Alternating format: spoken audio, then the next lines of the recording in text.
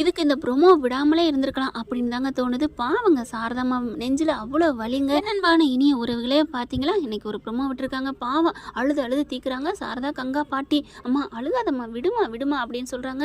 காவேரி பேசாமல் இந்த வீட்டிலே இருந்திருக்கலாங்க, விட்டுட்டு போயிட்டாங்க.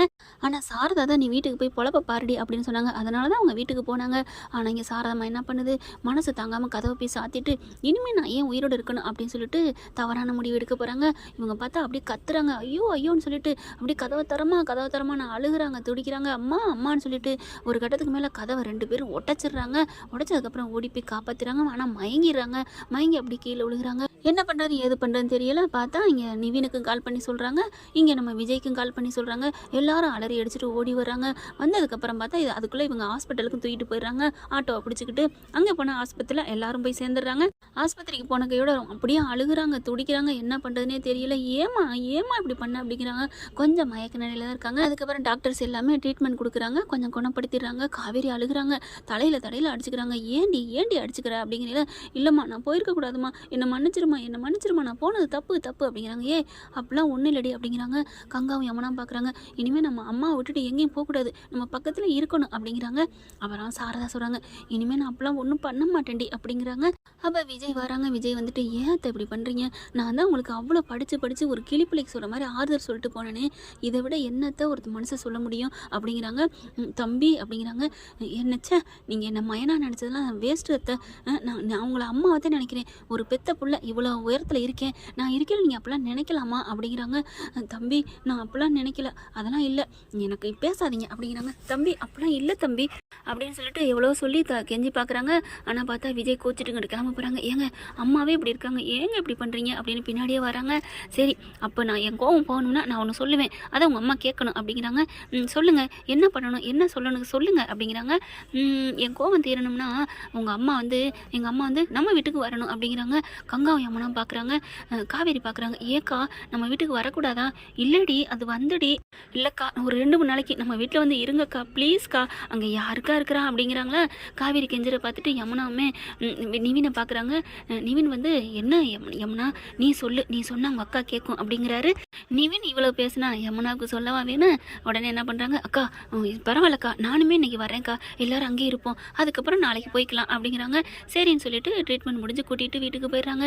வீட்டுக்கு போனதுக்கப்புறம் பார்த்தீங்கன்னா தாத்தாவும் பாட்டியும் அப்படி பதறி போகிறாங்க. என்னம்மா ஆச்சு சாரதா, ஏமா இப்படிலாம் பண்ண அப்படின்னு சொல்லிட்டு நில்லு அப்படின்னு சொல்லிட்டு என்ன நில்லுங்கிறாங்களேன்னு கங்காவுக்கு தூக்கி வாரி போடுது.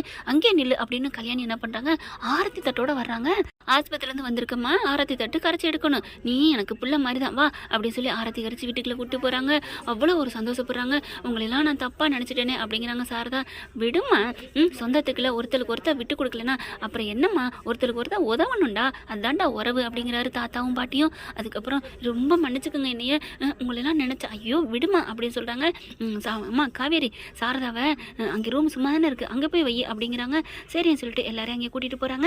விஜய் பார்த்து செய்கிறாரு. என்ன நான் பண்ணணுமோ அப்படியே பெட்ஷீட் எடுத்து கொடுக்குறதும் அது இதுன்னு ஏசி கரெக்ட் பண்ணுறதும் மாத்திரை மருந்து சாப்பாடு இடியப்பந்தான்னு சொல்லிட்டு அப்படி விழுந்து கவனிக்கிறாங்க. அப்படியே காவேரி அப்படியே மெய் மறந்து போகிறாங்க, சொக்கி போகிறாங்க. நமக்கு இப்படிப்பட்ட புருஷனா அப்படின்னு சொல்லிட்டு அப்படியே கையை பிடிக்கிறாங்க. என்ன அப்படிங்கிறாங்க. ஒன்றும் இல்லை மாமா அப்படிங்கிறாங்க. யமுனா வராங்க. அக்கா மாமா உண்மையில ரொம்ப நல்லவருக்கா, ஏய் உனக்கு இப்போ தான் தெரியுதாடி அப்படிங்கிறாங்க. அப்படிலாம் இல்லைக்கா நல்லவர்னு தெரியும் அப்படிங்கிறாங்க. அப்புறம் நிவின் பார்க்குறாரு. சரி யமுனா நீ உங்கள் அக்கா கிட்ட துணைக்கு இருந்துக்க, நான் நாளைக்கு வர்றேன் அப்படின்னு கிளம்புறாரு. ஏன் இருங்க, என்ன மணி இப்போ தான் இல்லை, சாயந்தரம் கூட ஆகலை, அதுக்குள்ளே ஏன் போகிறீங்க அப்படிங்கிறாங்க. சரி அப்படியே விஜய் வராரு. என்ன ப்ரோ இருங்க, இப்போ என்ன அவசரம், இது உங்கள் வீடு, நீங்கள் இருக்காம இருங்க அப்படிங்கிறாரு. யமுனாவும் பார்க்குறாங்க. ஆமாம் நிவின் இருங்களேன் அப்படிங்கிறாங்க. சரி அப்படின்னு சொல்லிட்டு சரி யமுனா வா எனக்கு கொஞ்சம் தலைவலிக்குது, டீ போட்டு தரியா. யமுனா பார்க்குறாங்க. டீ என் கையில் கேட்டிங்களா, என்கிட்ட கேட்டீங்க. ஆமாம் யமுனா வா. ஐயோ அப்படின்னு சொல்லிட்டு சந்தோஷத்தில் துள்ளி குதிச்சு ஓடுறாங்க.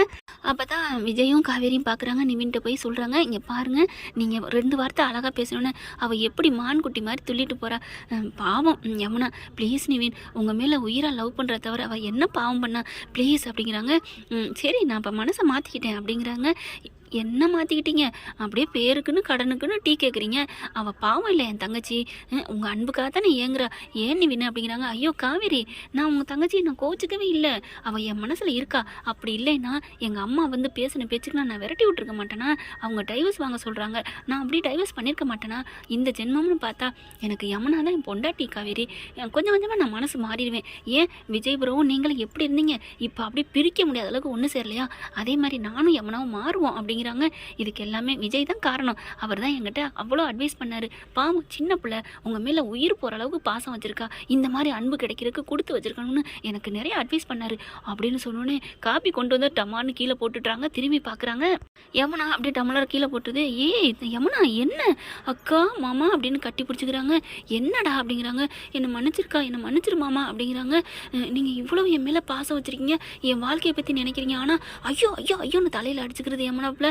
அக்கா நான் இவ்வளோ சந்தேகப்பட்டேன் தெரியுமாக்கா, என்னை மன்னிச்சிருக்கா, என்னை செருப்பால் அடிக்கா அப்படிங்கிறாங்க. ஏ விடுடி, நீ என் குழந்தைடி அப்படிங்கிறாங்க. ஐயோ மாமா அதான்க்கா சொன்னார், என் வீட்டுக்கு வந்திருக்கப்ப நீ வந்து கொடைக்கானலுக்கு ஒரு வாட்டி போனீல, அப்போ சொன்னார் உன்னை புள்ள மாதிரி அவன் நினைக்கிறா, நீ அவளை பற்றி தப்பாக நினச்ச அம்புடி தான்ட்டு போனார்.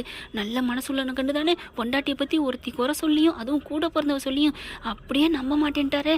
அக்கா நீ உண்மையிலே உன் புருஷன் சூப்பர்க்கா அப்படிங்கிறாங்க. மாமா ரொம்ப நல்லவருக்கா அப்படிங்கிறாங்க.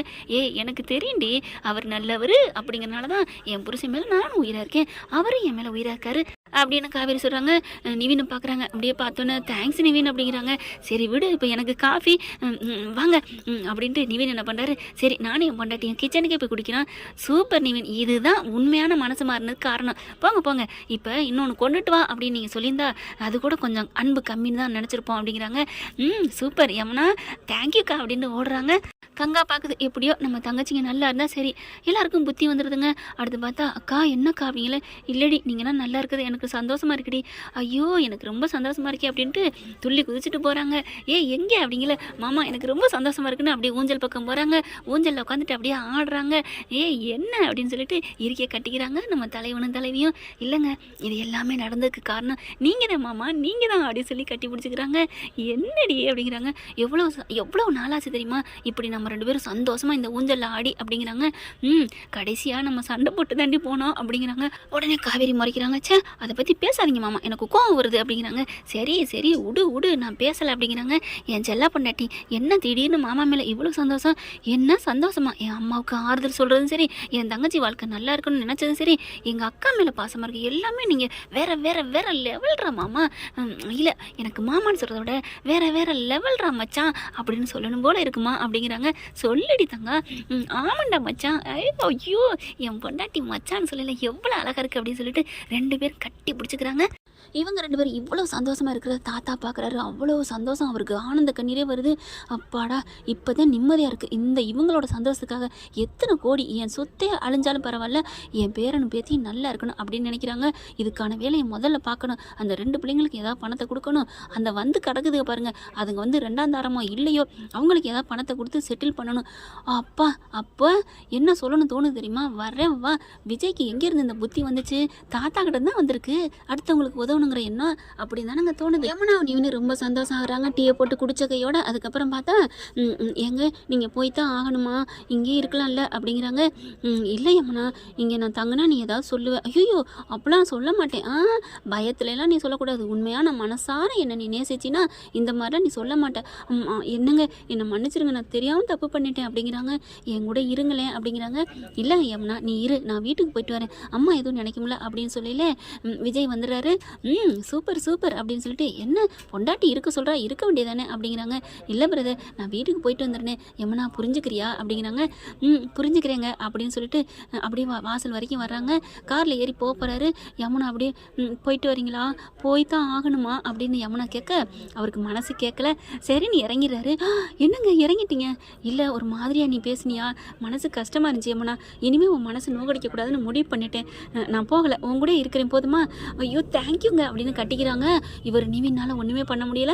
அவரும் பதிலுக்கு கட்டிக்கிறாங்க. அதை பார்த்து நம்ம தலைவனும் தலைவி ஐயோ அப்படின்னு இவர் கட்டி பிடிச்சி கிஸ் அடிக்கிறாங்க. ஹலோ நீங்கள் எதுக்குப்பா எனக்கு கிஸ் அடிக்கிறீங்க அப்படின்னு கேட்க அப்புறம் அங்கே 2 பேர் சந்தோஷமா இருக்காங்கப்பா. யாம் பெற்ற இன்பம் பெருக இவ்வையகம் முழுவதுன்னு சொல்லுவாங்க. அதே மாதிரி அடுத்தவங்க சந்தோஷப்படுற பார்த்து நம்மளும் சந்தோஷப்படணும்டா. அதுதான்டா இந்த காலத்து லாஜிக்கு மேஜிக்கு அப்படிங்கிறாங்க. ஐயோ என் அழுக்கு புருஷா அப்படின்னு கட்டி பிடிக்கிறாங்க. என்ன ஃப்ரெண்ட் இப்படி போனால் நல்லா தானே இருக்கும். பார்க்கலாம். இந்த பற்றி உங்களுக்கு பிடிச்சிருந்துச்சுன்னா உங்கள் பொண்ணான கையில் ஒரு லைக்கை போட்டு சப்ஸ்கிரைப் பண்ணிடுங்க. Thank you friend.